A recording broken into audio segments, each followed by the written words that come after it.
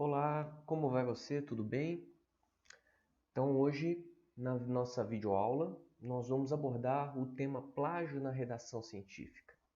Esse é um tema muito importante para os nossos alunos de pós-graduação em zootecnia, porque posso garantir com tranquilidade que nenhum de vocês estão imunes a esse problema, o qual é considerado um crime. Mesmo sem intencionalidade, o que configura o crime como um crime culposo, né? Quando existe a intencionalidade de ser desonesto, ele se torna doloso. Mas, como crime culposo, ainda assim a pessoa ela está sujeita às punições da legislação. Seja ela dentro do programa de pós-graduação, na UTFPR, na instituição de ensino, né, de ensino superior, ou até mesmo em caráter penal, no Código Penal brasileiro. Então, nós temos que realmente cuidar com esses detalhes de plágio. Não nos permitir nenhum parágrafo copiado de fontes de terceiros sem a devida citação e sem a devida reinterpretação daquilo que nós estamos lendo. Característica é essa da redação científica. Então, vamos dar sequência à nossa videoaula de hoje. A pergunta para iniciar nossas reflexões é: por que realizamos plágios? Por que normalmente, mesmo aquele que diz não, eu nunca farei isso, ele é pego com um parágrafo copiado, às vezes uma parte inteira de um trabalho, de um outro, né? De uma outra situação, de um outro documento. Então, por que nós fazemos isso? Aqui eu elenquei algumas características para nós refletirmos. Então, a primeira é devida desatenção quanto à redação. Esse é um problema sério, pessoal, porque na atualidade nós temos uma quantidade sem número de distrações. A começar pelo nosso aparelho celular, os nossos smartphones. Então ele fica posicionado do lado ou dentro do bolso, né? Mas normalmente a gente coloca sobre a mesa enquanto nós estamos trabalhando. E de tempo em tempo nós estamos abrindo os aplicativos das mídias sociais, Facebook, Instagram, Telegram, WhatsApp, Twitter, entre outros. Então, de tempo em tempo nós estamos nos distraindo. E nesses períodos de distração nós acabamos por realizar trabalhos ou atividades que demandam concentração e acabamos não tendo a concentração e fazemos de qualquer jeito as citações bibliográficas do nosso trabalho, a redação do nosso trabalho, seja ele nesse momento que vocês estão, que é do projeto, ou seja dos próprios artigos, da dissertação, das teses que vocês vão fazer futuramente. Então, a desatenção é um problema crônico que nós estamos tendo na atualidade. Né? Agora mesmo, por exemplo, eu posso manter meu celular aqui fechado, mas hoje eu tenho lá o WhatsApp Web, Telegram Web, tenho o Instagram, tenho o Facebook, né, que permite acessar do nosso programa aqui do Chrome ou do Firefox ou do Internet Explorer, Edge, enfim, né?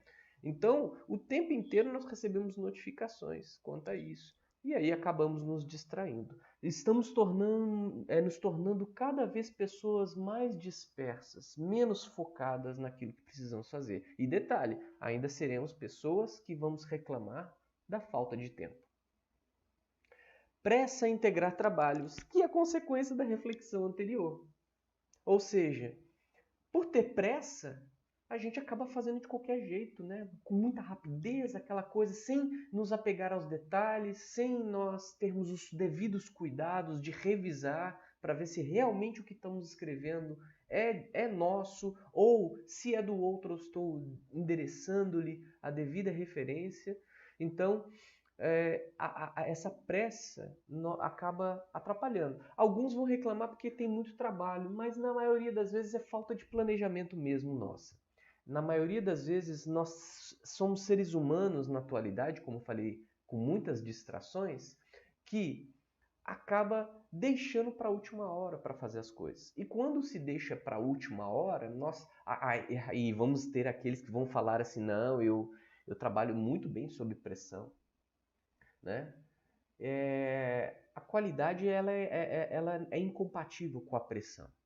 Então, não vamos dar essa justificativa para as pessoas que a gente trabalha bem sob pressão, porque na realidade, se nós trabalhássemos bem sob pressão, com qualquer pressão nós trabalharíamos, com pouca ou com muita. O problema é que normalmente quem fala isso é porque está acostumado a entregar coisas de última hora. Mas pode ver que essa mesma pessoa, quando ela tem uma coisa só para fazer, ela não entrega, né? Então, assim, é ruim isso. E aí a qualidade fica muito ruim. Somos nós, essas pessoas, que trabalhamos sobre a ótica da quantidade, não da qualidade. Lei do menor esforço, a preguiça de pensar. Aí começa a ficar grave, porque até as duas primeiras são patologias comportamentais que nós temos, mas são vamos dizer assim, fáceis de corrigir se a gente não tão fácil na realidade. Às vezes a coisa está muito adensada no nosso comportamento. Mas de qualquer maneira, são acessíveis. O problema é quando entra nessa questão da lei do menor esforço, a gente começa a entrar em julgamentos do tipo, isso daqui não serve. Ou seja, para que eu vou pensar? Para que fazer essas coisas? Ninguém vai ler, ninguém vai ver, não tem tanta importância. A gente começa sem conhecer a fundo as coisas, sem sermos cientistas, nós começamos a dizer que não presta esse tipo de trabalho. E detalhe, vou colocar um exemplo aqui da revisão de literatura. Nós acabamos de ver aí, né, o conteúdo sobre isso. De repente, eu começo a ver, a revisão de literatura é uma parte do trabalho consolidada na ciência há muitos séculos. E é indiscutível o seu valor. Mas aí nós vamos encontrar aquele neófito, aquela pessoa que está começando agora na ciência, dizendo que não presta. Para que fazer revisão de literatura? E aí, o que acontece? Quando a gente tem preguiça de pensar, a gente busca caminhos curtos, caminhos mais rápidos para a gente ficar livre disso, para a gente poder, né, gastar nosso tempo com as coisas, com todo o respeito da palavra, com as bobagens que a gente tem do dia a dia. E aí, quando a gente entra na lei do menor esforço, a gente começa a buscar a desonestidade. E aí, quando nós agimos nessas situações, por exemplo, a pressa, desatenção e a lei do menor esforço, a gente não pensa nas consequências. Isso é a lei da física, a ação e reação.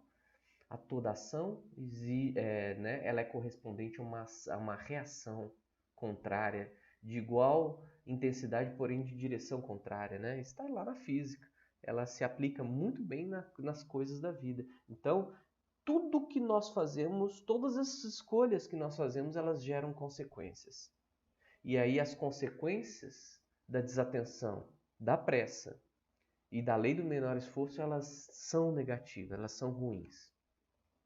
E aí a desonestidade, que está presente não só em Brasília, que não está presente somente na esfera do poder público, né? Do executivo, às vezes do judiciário ou do legislativo, ela está entre nós no dia a dia. Nós, infelizmente, criamos o mau hábito, o péssimo hábito da desonestidade. A desonestidade é obter vantagens a custos mínimos, né? Ou seja, não importa os meios, o importante é atingir o fim. Não importa se eu vou me passar como um mentiroso, o importante é que eu vou ficar livre dessa parte chata que é escrever trabalho científico, que não serve para nada, o importante é a prática. Ora, mas se eu não desenvolver a honestidade nas coisas pequenas, como é que eu vou querer ser honesto nas coisas grandes? E ao contrário, quando eu experimento o sabor de ser desonesto e eu conquisto temporariamente uma vantagem a custo mínimo enquanto eu vejo meu colega trabalhando e suando para obter o mesmo resultado, ora, então é uma questão de escala. Se eu consigo ser desonesto, por exemplo, numa dissertação de mestrado, eu posso ser desonesto desviando recursos públicos para minha conta, para uma conta no paraíso fiscal. para eu poder viajar com a minha família 2 vezes por ano para a Europa, por exemplo, né? Para lugares chiques, hotéis 5 estrelas, voos de primeira classe. Olha só como é que é interessante esse pensamento, né? Agora, a consequência que nós não pensamos da desonestidade é que a desonestidade quanto a plágio é violação de direitos autorais, tanto de revistas, quanto de autores de livros, de pessoas, de instituições. Isso configura-se crime que está lá registrado no Código Penal brasileiro. Aqui eu vou dar algumas coisas, porque a gente poderia pensar assim, isso não dá nada, isso daí o professor está exagerando, daí também é coisa de professor que fica alarmista demais, estressado demais. Então eu vou dar algumas situações reais, do mais simples para o mais complicado, tá? Então vejamos, isso daqui, todos estes são baseados em fatos reais, tá? Eu não criei nenhuma situação aqui para poder impressionar vocês.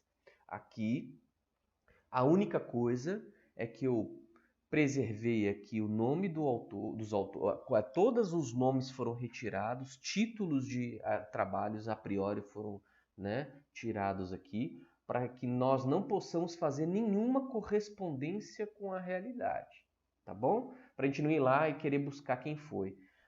Inclusive, como essa videoaula ficará pública, para eu também não ser processado aí pelos autores envolvidos por difamação pública, né?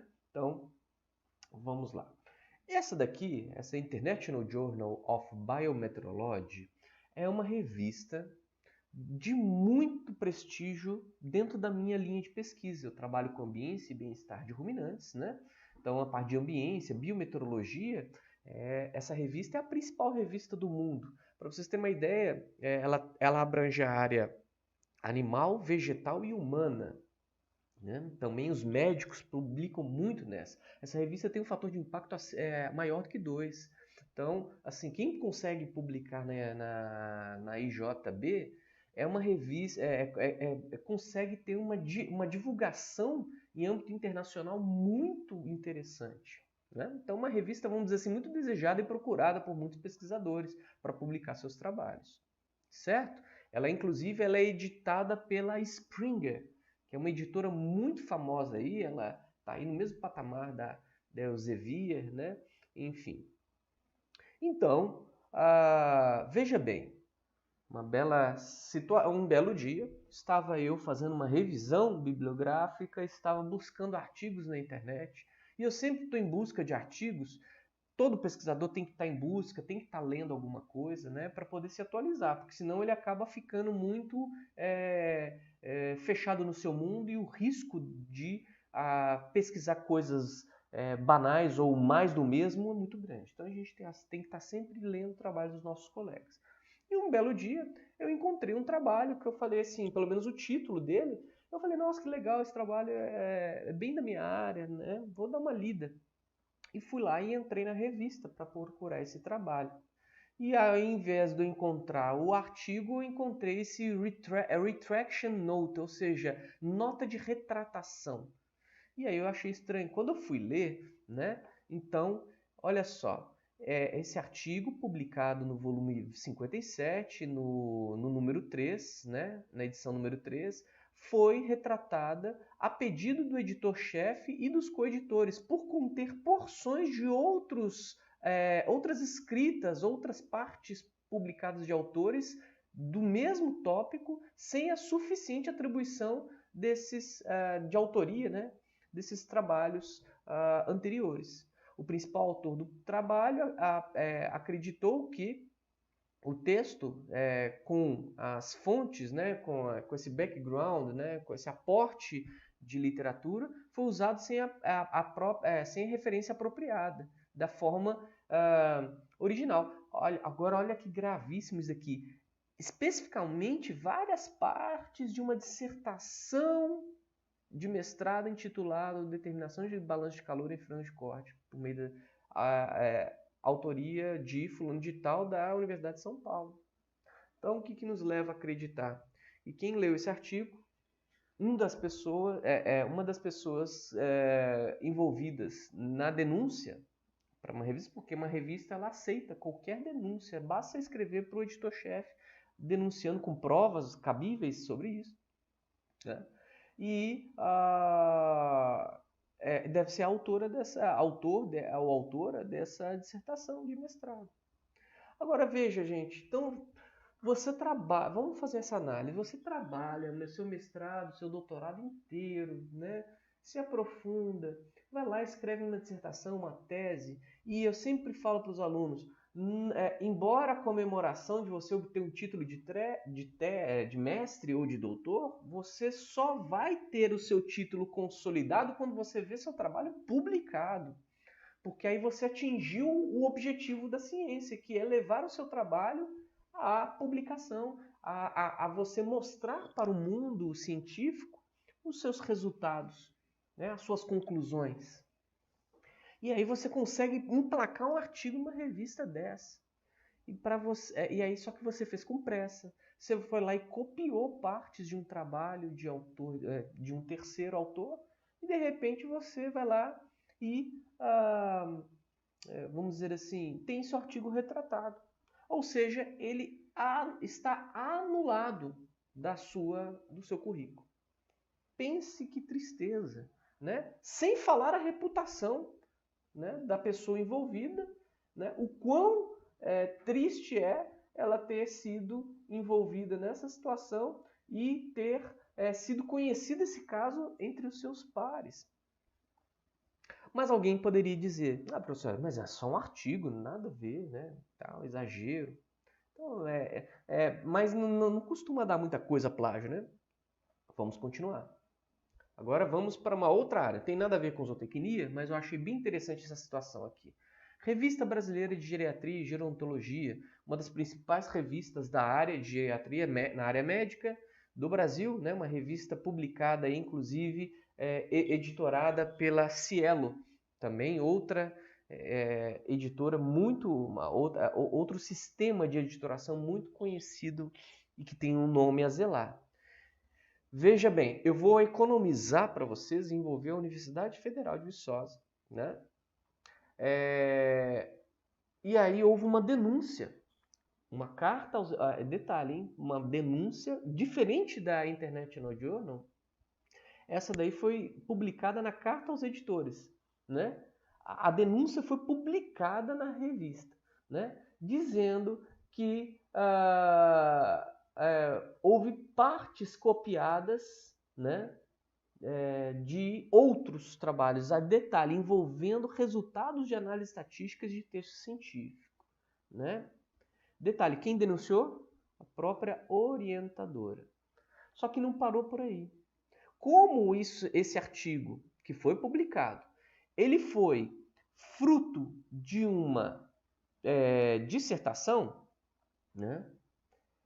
A professora deflagrou um processo administrativo na UFV, na Universidade Federal de Viçosa, no intuito de caçar o diploma de mestre do autor. Opa, agora começa a ficar sério, né, pessoal? Peraí, não, mas até então era só artigo. Agora, como assim? Caçar o título de mestre? Só por causa de um artigo? Sim, porque aí nós vamos ver que o mesmo delito foi cometido na dissertação. E aí o que aconteceu? Publicação lá na Pró-Reitoria de Pesquisa e Pós-Graduação da Universidade Federal de Viçosa.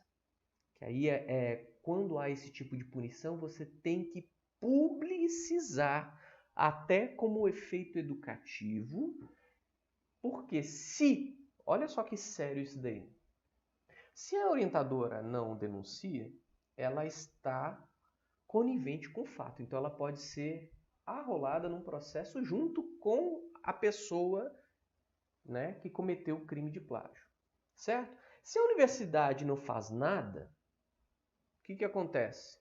A universidade pode ser punida por um processo judicial, aí no caso uma denúncia, Ministério Público, etc. e tal, por ser conivente com o erro. Imagine isso na imprensa, né? Então a universidade tem que cercar de tudo, inclusive publicar esse tipo de coisa. Então no processo que foi um processo administrativo, que foi instruído pela Universidade Federal de Viçosa, a pessoa foi cassada o título. Então beleza, gente, agora olha só que coisa. Você passou 2 anos do seu mestrado desenvolvendo uma dissertação para você chegar no final e ter seu título cassado. Ele não serve para nada. para nada, né? Ou seja, você perdeu 2 anos da sua vida. E a tua reputação também ficou abalada nessa situação. Mas vamos ver. Tem coisas piores. Também não é só na área de agrárias, né? Não é só na área médica. Olha aí, ó, outra universidade, a UFSC, Universidade Federal de Santa Catarina, cassou também um título de mestre, porque a pessoa agora é na parte de letras, né? Copiou trechos de um livro intitulado Metodologia Crítica da Tradução Literária, 2 versões italianas de Dom Casmurro, né? E aí a pessoa tem que devolver o diploma. Tem coisa mais séria do que isso, pessoal. Olha isso daqui. Universidade de São Paulo demite professor por plágio e pesquisa. Isso daqui eu lembro, eu estava na universidade à época. Eu fui aluno da USP, né, na Exalc, e eu lembro o rebuliço que isso deu, né? Gente, então imagina, você se torna mestre, depois você faz um doutorado, se torna doutor, batalha, publica trabalho, até às vezes, hoje em dia, até ou faz um estágio pós-doc, e aí você consegue passar no concurso na melhor universidade da América Latina, que é a Universidade de São Paulo. E detalhe, nesse caso não é um docente que acabou de entrar, não. Docente com mais de 15 anos de carreira. E aí, o que aconteceu? Ele orientou um aluno de doutorado, né? Uma aluna, nesse caso, que a tese dela tinha partes copiadas, né? E aí, o problema, né? Olha só, né? Ele liderou a pesquisa, então ele teve a supervisão. Então ele teve coparticipação. Então, tipo, o orientador não fez nada. Ah, não vou fazer nada, nem dá nada. Isso foi publicado, esse trabalho, foi descoberta a tese, e aí foi só subindo. E que detalhe, gente, até a própria reitora, na época, era coautora da pesquisa, né? Dizem que ela não sofreu punição porque a avaliação é que ela não teve relação com os trechos plagiados. Né, gente? Então, assim, foi a primeira exoneração por plágio da instituição, né? Detalhe, o fulano de tal, Faculdade de Ciências Farmacêuticas, foi demitido por ser o principal autor da pesquisa, copiou a imagem de trabalho de 2013 sem acreditá-la aos autores, no caso a UFRJ. Eu devo lembrar a vocês que a Federal do Rio de Janeiro é uma das principais universidades que desenvolve materiais na área de plágio. Então, olha, gente do céu, sabe? Então, é triste, né? É triste você perder um emprego de mais de 15 anos, uma pessoa perdeu um título de doutor, no caso a pesquisadora, né? E aí perde o emprego, perde a credibilidade. Imagina você tentar entrar isso, né? Gente, então assim, o que eu quero mostrar para vocês é que não é brincadeira essa questão de plágio. Não podemos nos permitir copiar nenhuma parte de um trabalho sob pena de nós termos perda de título, perda de reputação, perda de credibilidade no mercado profissional e principalmente perda da liberdade, porque da prisão, da cadeia, né? Então, mais vale a dificuldade de ser honesto do que a facilidade de ser um criminoso. E olha só algumas estatísticas. Eu sei que as fontes estão desatualizadas, ok? Mas é importante para a gente ter uma ideia, né, de que foi publicada na revista FAPESP, né, Fundação de Amparo à Pesquisa do Estado de São Paulo, em 2016. Olha aí, de 2009 a 2014, 31 artigos retratados. Desse total, 25 eram autores brasileiros. Então eles fizeram uma pesquisa em âmbito mundial e verificaram isso daí. Olha só, gente, que triste, né? 25 eram autores brasileiros. Olha a fama que nós estamos passando para o mundo de desonestidade do Brasil. Não que a corrupção seja exclusiva do Brasil, tem países aí que também tem problemas sérios de corrupção. Mas nós estamos falando de pessoas, né? Não de agentes públicos, né? Então somente. Claro que dentre esses autores estão envolvidos aí servidores públicos federais ou estaduais, que são docentes ou pesquisadores, né, envolvidos em instituições. 46 dos artigos brasileiros foi por causa de plágio, né? Aqui, detalhe, retratação não é só plágio, tá? Então, a retratação é, por exemplo, a revista exige que seja pago um valor para publicar, ela publica até o trabalho, mas a pessoa não paga.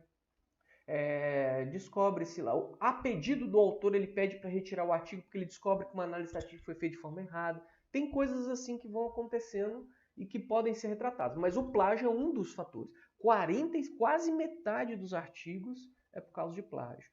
2004 a 2009 foram 1 ou 2 retratações por ano. 2011 a 2012 foram 7 retratações. Então aumentou e está cada vez aumentando mais. Por quê? Hoje, por causa do advento da ciência dos dados, machine learning, hoje você consegue com muita rapidez descobrir um plágio. Com muita rapidez você descobre um plágio aí. Né? E detalhe, hein? Não é só plágio de inglês para inglês. Às vezes eu vou lá e traduzo em inglês, traduzo um artigo, uma parte, copio e traduzo para o inglês ou para o português, eles descobrem, tá? E a primeira retratação no Cielo foi em 2008, né? Então, veja bem que situação é essa. Então, vejamos. O que é o conceito de plágio? Trata-se de uma séria ofensa à instituição, aos editores de periódico e à comunidade científica. Uma coisa que a gente tem que ter ciência, pessoal, é que assim, o plágio, ele detalhe, fazer uma pesquisa é muito caro para uma instituição, né? Não é barato. Imagina quantos autores aí são envolvidos nessas pesquisas. Imagina quanto recurso que não é aplicado. Imagina quantos desses autores recebem salários, né, advindos de verbas públicas, de impostos. Imagina quanto custa editorar um periódico, porque assim, mas o trabalho de revisão de um artigo é voluntário. É voluntário. Na maioria das vezes é voluntário. Mas o editor ele é contratado, ou às vezes também o editor é voluntário. Mas, por exemplo, o editor-chefe ele não é voluntário. O secretário ele tem salário. O revisor de português. O editor, a pessoa que trabalha com a parte de formatação e editoração gráfica recebe seu salário. Ele é contratado pela revista, né? Então, tudo isso envolve dinheiro. Né? O pagamento dessas revistas para participar de uma editora, para estar inserida dentro de um sistema, uma plataforma de editoração é caríssimo. Então, é muito caro. Né? Então, quando você resolve fazer um plágio, você está ferindo instituições, comunidade científica, colocando em xeque a credibilidade. E detalhe, você está realmente... quando um artigo é retratado, é uma perda considerável aí de recursos, né? Um desperdício de recursos, né, financeiros. Já falei disso, do gasto. O plágio mancha a reputação de um pesquisador, não só, né, ele mancha tudo, né? Pesquisador, programa de pós-graduação, instituição, nacionalidade, né, o país perante a ciência. O que a universidade espera de vocês? Que eu já vou colocar tudo, né? Opa, desculpa. Capacitação técnica, teórica, ética e moral. Muitas pessoas vêm à universidade só preocupado com isso daqui, ó. Capacitação técnica. É aquele que vai dizer assim, mas na prática a teoria é outra. O que importa é a prática. Legal, o que importa é a prática. Se você está buscando só prática, você não está no caminho certo dentro da pós-graduação. Porque o dever da pós-graduação é oferecer capacitação técnica e teórica. Mas não só isso. Embora não explícito, não tenha disciplina, né? Na graduação tem disciplina sobre ética, tem lá disciplina de metodologia da pesquisa. Eu sei de alguns cursos que até trabalha a parte de moral e ética, alguma coisa assim. Mas não é dever, obviamente, da universidade dar instrução teórica para o aluno sobre ética e moral. Né? Na pós-graduação não tem disciplinas disso, mas na prática nós temos o dever como professores de estimulá-los a trabalhar sob um ponto de vista ético e moral elevado, né? O que nós esperamos de vocês? Serem capazes de refletir sobre a profissão a partir de leituras de autores. É com a leitura científica que a gente consegue aprender coisas. Se a gente acha que a gente vai aprender só com o nosso achismo, nós não vamos a lugar nenhum.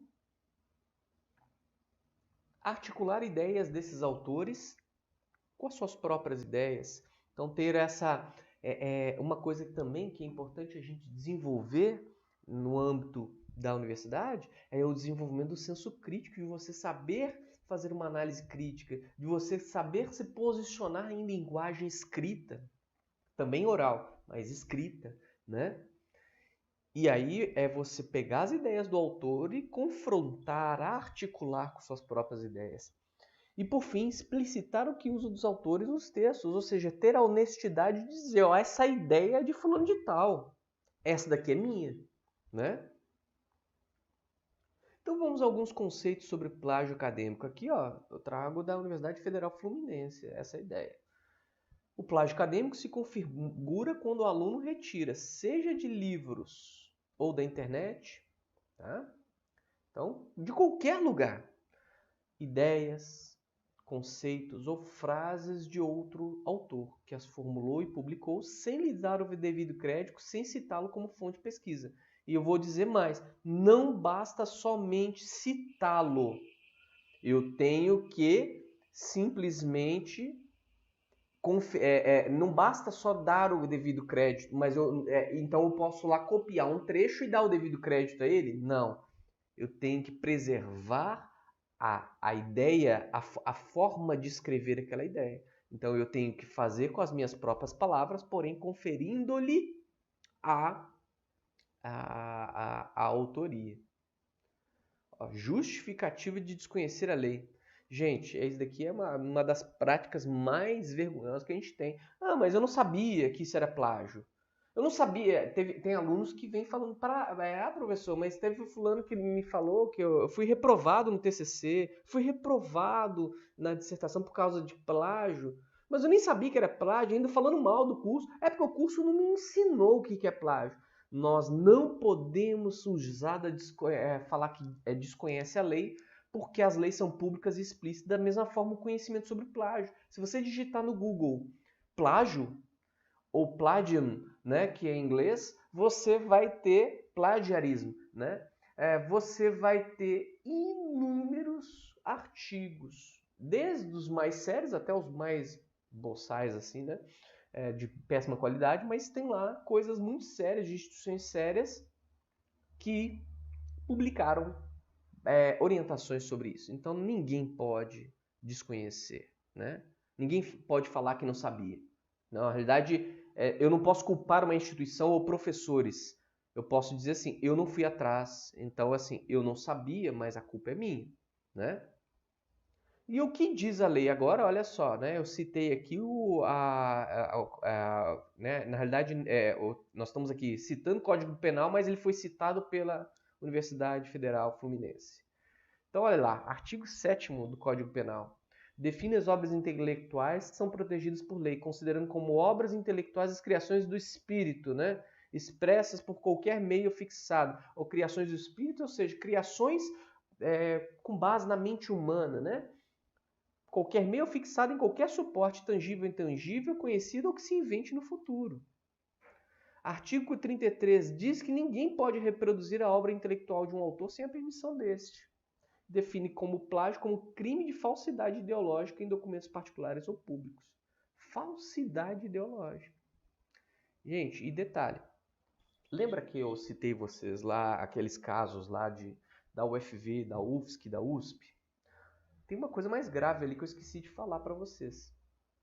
Quando uma instituição instaura um processo administrativo, ela é obrigada a levar a conhecimento do Ministério Público para que ele abra um processo penal ou um processo civil. A universidade ela não pode se privar de denunciar o aluno para a sociedade, para os órgãos, né, para a esfera jurídica. Então, não só aqueles ali provavelmente responderam ou vão responder, né? Não só aqueles responderam por crimes administrativos, mas também poderão ou já devem ter respondido, né, a crimes na ordem, na esfera penal. É uma coisa muito mais complicada do que a gente imagina. Vamos dar exemplo, então, na final, né? O que é plágio? Né? Como é que é o plágio, então? Então, eu vou dar exemplos de plágio. Aqui, ó, tem plágio integral, plágio parcial e plágio conceitual. O mais delicado, o mais difícil de ser pego, mas é plágio, é esse conceitual de ideias. Né? Agora, o integral é o mais grotesco de todos. Mas grotesco, a gente sempre, né, quando está na pós-graduação, a gente começa a dar exemplo da graduação. É coisa de aluno de graduação, né? Gente, a gente vai pegar plágio integral em dissertações. Eu posso garantir a vocês que faz pouco tempo que eu tive contato com um trabalho com mais de 50% de plágio integral. Tá bom? Então, assim, não pode... nós não podemos julgar que né, os alunos de pós-graduação são infalíveis. São muito falíveis. E acontece, tá? Eu estou usando o material da Universidade Federal Fluminense e, obviamente, eu vou mostrar aqui um trecho de um texto que não é da área zootécnica, tá bom? Então, é um trecho de um texto na área de humanas. Então, me perdoem antecipadamente se o texto for um pouquinho difícil de compreender, mas o que eu quero mostrar para vocês não é o conteúdo. Não é analisar o que está por trás do conteúdo, é analisar a forma de escrita. Então, vamos lá. Então, estou lá, né? E como é que você detecta plágio integral? Como é que você desconfia, por exemplo, de um trabalho? Você vê uma escrita, às vezes, né, difícil, aquele português complicado, aquele inglês macarrônico, às vezes, né? Ou seja, às vezes até o português, o inglês está bem resolvido, mas eu tenho lá uma forma de escrever bastante complicada, né, da pessoa, por parte da pessoa. Bem difícil. De repente você vê um texto, um trecho extremamente eloquente, uma coisa maravilhosa, assim, meu Deus, que clareza! Eu sempre chamo isso em tom de brincadeira, que é um verdadeiro oásis no meio do deserto. Eu tenho lá o deserto, aquele texto árido, seco, ruim de ler. De repente você vê um oásis, aquela palmeira, aquele lago, né? Aquele ambiente maravilhoso, sombreado. É o que eu chamo de oásis no meio do deserto. É um trecho muito bem escrito no meio de um todo muito mal escrito, né? E aí quando você vai verificar, é cópia, né? Então tá lá, o Zygmunt Bauman, né? Vai falar lá sobre a globalização e as consequências humanas. Poxa, pegou um trecho, né? E esse segundo do Lipovetsky aqui, né? Que fala dos tempos hipermodernos, ambos falam aí sobre a crise humana, né? Da modernidade líquida, né? E tal. Quem gosta da área de humanas, filosofia, enfim. Mas a pessoa simplesmente copiou e colou. Detalhe, sem dar crédito, sem citação, sem nada. Eu falo o seguinte, o plágio integral ele é um crime assumido, ele chega a ser um crime doloso. Eu vou lá e falo que foi meu e não é meu, é do outro, né? É o mais grotesco, gente. Quando a gente chega nesse ponto, né, é porque realmente ou meu nível de descuido está no nível máximo ou meu nível de intenção de ser desonesto está no nível máximo. Agora vamos tratar do plágio parcial, que é aquele mais delicado. É aquele, né, que a pessoa ela tem justificativas para ter feito isso. Ah, mas eu achei que estava certo, né? Mas não tá. Então vamos lá. Então eu vou lá, mesma coisa. Quando você analisa isso daqui, o que você enxerga? Um trecho, tá certo? Um trecho e com a citação de Bauman. O outro trecho com a citação de Lipovetsky. Tá certo. Olha, eu citei. Gente, eu posso dizer para vocês assim, tem muitos pesquisadores, colegas meus, que estão na carreira docente, que vão dizer que não, isso daí não tem nada a ver. Tá certíssimo, a pessoa citou. Gente, é plágio. É o chamado plágio parcial. Por quê? Mesmo com citação das fontes, o autor fez uma cópia do texto. Então, a citação ela é uma arte de reinterpretação própria.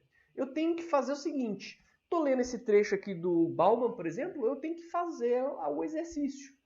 Fecho meus olhos aqui, né? E falo, o que eu entendi dessa parte? Não entendi nada. Não, então vou ler de novo. Leio. O que eu entendi agora? Eu vou lá e vou escrever com as minhas próprias palavras sobre essa época do desencaixe, o problema da identidade, né? Vou tentar reescrever sobre a pós-modernidade. Mas na área de humanas aqui, ó, se eu mudar aqui, eu perco basicamente a ideia do autor. Então faz a citação direta, não precisa fazer citação direta. Se você quer preservar o que o autor disse, vai lá e faça a citação direta. Né? Nesse caso aqui tem 4 linhas, então falar recuo de 4 centímetros, né? Uma fonte menor, tarará, faz a citação direta. Agora na área de agrárias isso é incomum. A gente ficar fazendo isso. Então a pessoa tem que reescrever mesmo com as suas próprias palavras, mas detalhe, citar o autor. Porque aí peraí, mas se eu tiver que reescrever, não é minha a escrita? A escrita é tua, é verdade. Mas a ideia não é.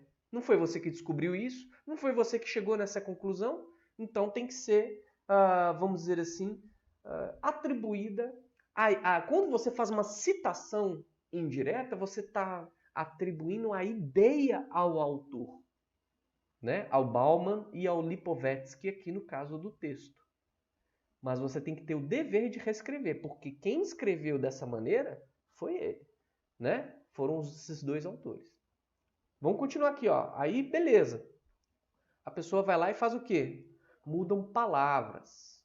Isso daí também é outra parte criminosa, né? Embora, às vezes, por descuido. Tem gente que faz o seguinte. Imagina a seguinte situação. A pessoa vai lá, copia o trecho original. Né? Se desde a época do desencaixe, tal, copia esse trecho aqui, ó. E ao longo da era moderna, descoberta. E aí, o que ela faz? Ela copia embaixo e em cima ela vai escrevendo. Não, isso aqui eu vou mudar essa palavra, o que está em negrito aqui, ó. Então, ao longo da modernidade, coloca contemporaneidade. Aqui ele coloca, era a questão de como construir a própria. É um modo. Eu vou mudando alguns termos para conseguir fazer a coisa ficar igual. Para não precisar mudar muito. Tem gente que muda tempo verbal, tem gente que muda adjetivo. Tá certo? Errado, gente. Continua sendo plágio. Ela mudou-se uma ou outra palavra. Realizou citações, continua sendo plágio. Então, esse que é o problema do plágio parcial. O próprio nome diz parcial. Eu vou lá e mudo algumas coisinhas. Só para parecer que é meu. Mas continua sendo plágio. Tá certo? Então, temos que tomar cuidado com isso. Bom, e como é que faz então? Aí, aqui, detalhe. Plágio conceitual. Agora eu vou lá e mudo tudo. Em outras épocas, os dilemas existenciais eram mais simples do que atualmente. Tarará, tarará, tarará. Olha só que bonito, né? Você fala, nossa, pessoa... Não, daqui é da pessoa, né? É plágio? Continua sendo plágio. Por quê? Mudou-se totalmente o texto. Só que a pessoa não colocou as citações. Por quê? Volto a dizer, a ideia não é dela. A ideia é do Bauman e do Lipovetsky. Então, o certo... Agora, vamos colocar o exemplo correto. Olha lá, como aponta Bauman, em outras épocas, agora eu reescrevi. Eu peguei esse trecho aqui, os dilemas existenciais eram mais simples que atualmente, olha lá. Então, é escrita minha, né? Fiz a reescrita, mas atribuí a ideia ao Bauman, né? Outra reescrita sobre Lipovetsky. Aqui eu coloquei em evidência o Bauman. Aqui eu coloquei em evidência a informação, colocando Lipovetsky entre parênteses, né? Agora, se eu não quero ter dúvida, ainda coloco aqui na área das humanas, tem muito isso daqui, ó. Eu vou lá e ainda, como diz, mata a cobra e mostra o pau. Ou seja, eu for lá, além de eu ter reescrito com as minhas próprias palavras o que Lipovetsky teve como ideia, eu ainda coloco a citação direta. Tá certo, pessoal? Então, o que eu quero chamar a atenção para vocês é isso. Plágio, né? Integral, parcial e conceitual ou plágio de ideias. Eu não posso cair nessa ideia. E o plágio conceitual, ele é o mais sutil. Pode ser que a pessoa nem seja descoberta durante a vida dela, né? Só que se ela for descoberta, vai ser uma humilhação. E quanto mais tempo passar, pior, né? Porque aí a pessoa teve amadurecimento, ela sabe como escrever e ainda ela descuida dessas partes. Ó, outra forma sutil de plágio. Agora, trazendo aqui o nosso querido professor Gilson Volpato para esta análise. Olha aí. Silva mostrou que a agressão depende de níveis hormonais. No verão, a ação hormonal da agressão é muito mais intensa. Aí eu inverto, coloco que agora a agressão depende de níveis hormonais. No verão, a ação hormonal é muito mais intensa. Silva. E Silva, 98, mostrou que a agressão depende de níveis hormonais. No entanto, observa que esse efeito é mais intenso no verão. Qual das três que você acha que é a correta, a forma correta de escrever? É a primeira? É a segunda? Ou a terceira? Tem gente que vai falar que não, a segunda é a melhor. Porque aqui, ó, eu não estou colocando Silva em evidência, né? Tem alguns que vão falar, não, isso aqui não é plágio, porque aqui eu estou deixando bem claro que é Silva. Então, essas duas aqui são formas sutis de plágio. Essa terceira é a forma mais honesta de nós escrevermos. Por quê? Aqui, ó, nessa primeira frase, que termina aqui com esse ponto, eu estou dizendo que essa ideia é de Silva. Mas a segunda, eu fico em dúvida sobre se é de Silva ou do autor que escreveu. E aqui o inverso. A agressão depende de níveis hormonais. Quem teve chegou a essa conclusão? Foi Silva, 98? Ou foi alguém como eu que escrevi o trecho?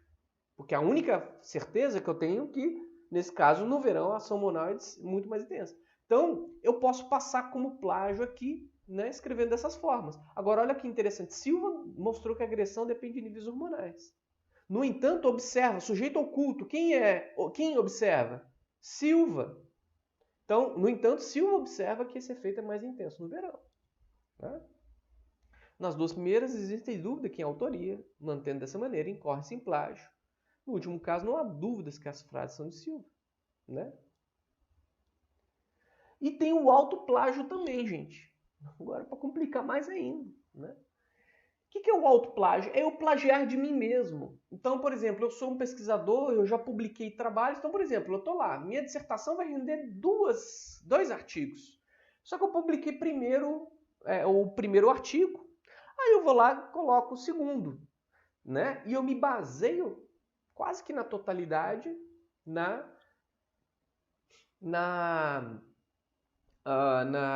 no primeiro artigo. Ah, mas é como fui eu que eu escrevi, eu tenho direito, né, de escrever da forma que eu quiser, de utilizar as partes que eu quiser. De maneira alguma. Por que não? Porque olha só, escrever sem citações de trabalhos próprios é considerado plágio. O trabalho foi publicado e não pode ser usado sem citações. Mas é meu trabalho, por que não pode? Porque quando nós publicamos um trabalho, nós transferimos os direitos autorais para a revista. Então, o artigo, o direito autoral não é meu, é da revista. Então eu vou lá e publico um segundo trabalho, uso trechos do primeiro sem citá-lo, eu tô incorrendo em plágio, em crime de direito autoral com a revista que publicou o artigo. Né? E eu posso ser punido ou criminalizado pela revista e não pelo autor. Né?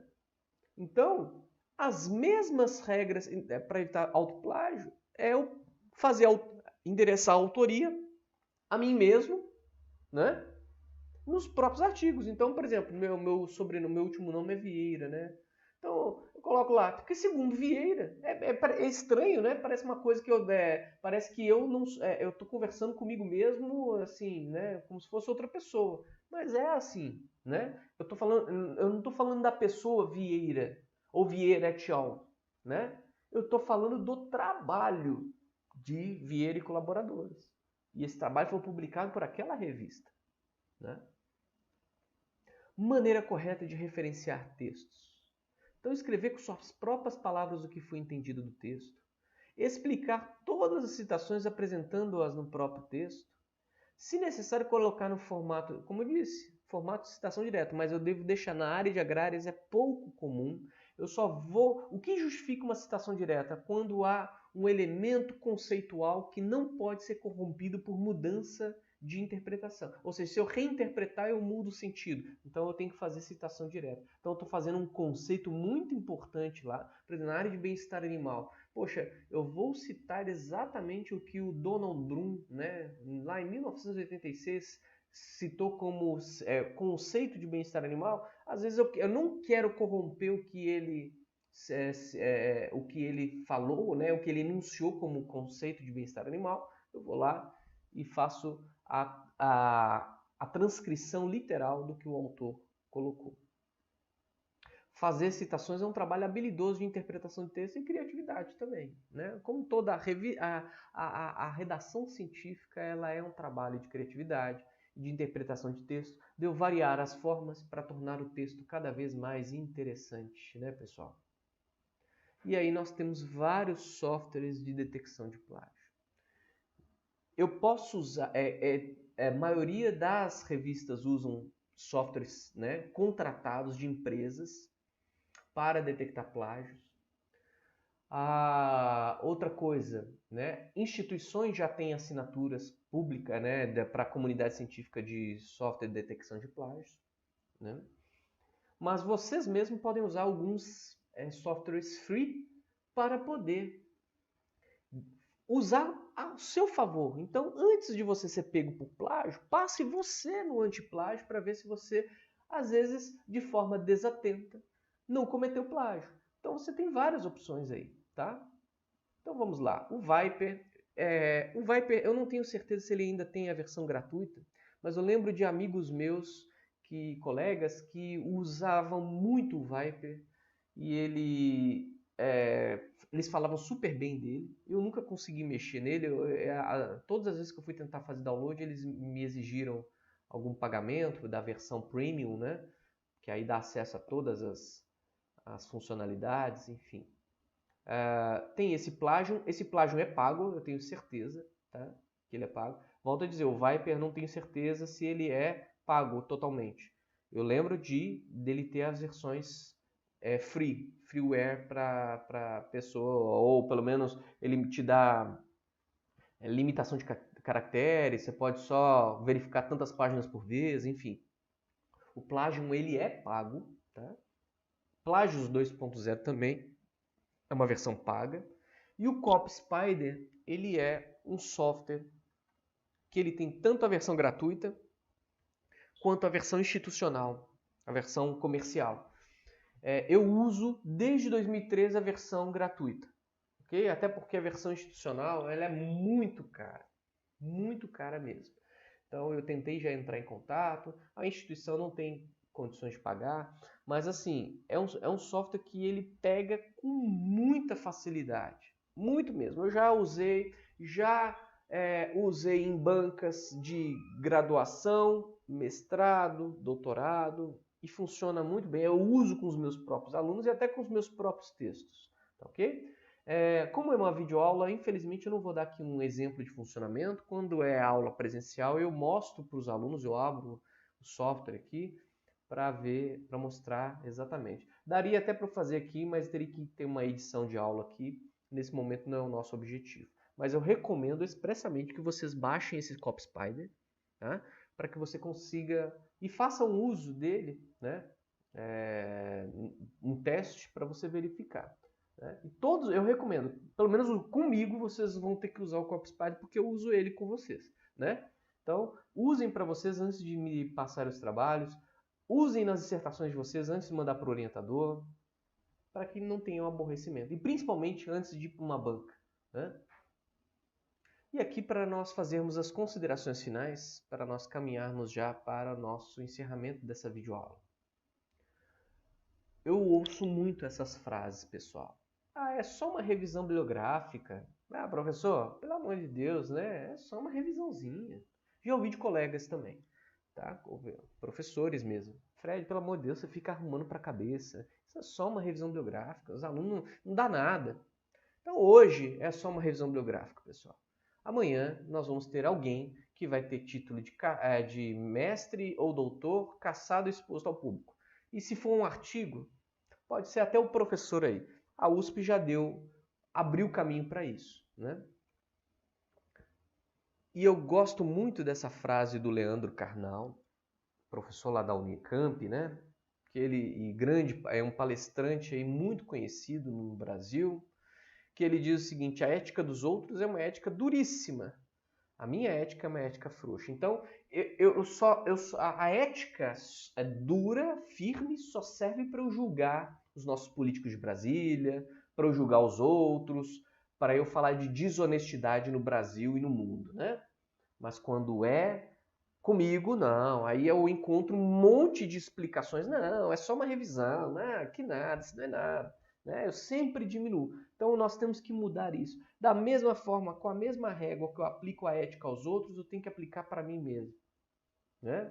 E aqui, pessoal, como desafio final, mudanças em nós, a começar nas questões acadêmicas mais simples. Tá? Então, se eu quero ser uma pessoa honesta, se eu quero caminhar na vida, se eu quero passar por essa vida sendo reconhecido pela minha probidade, pelo meu grau de honestidade, por fazer e escolher sempre as coisas certas, e se você realmente quer deixar marcas boas nesse mundo, comece pelas questões acadêmicas mais simples, como, por exemplo, entregar um trabalho para um professor da disciplina de metodologia científica da pós-graduação. Entregar um trabalho com honestidade. Entregar um trabalho para um orientador com honestidade. Nas coisas mais simples. Se você sabe ser bom e honesto nas coisas mais simples, nas maiores, você não vai ter problema algum. Tá certo? Um grande abraço para você que nos assistiu nessa videoaula, né? Vamos agora aguardar a nossa próxima videoaula, dando sequência aí a essa construção do projeto de pesquisa científico, mas também os trabalhos científicos, os textos acadêmicos que nós utilizamos no mundo científico. Grande abraço para todos e até a próxima videoaula.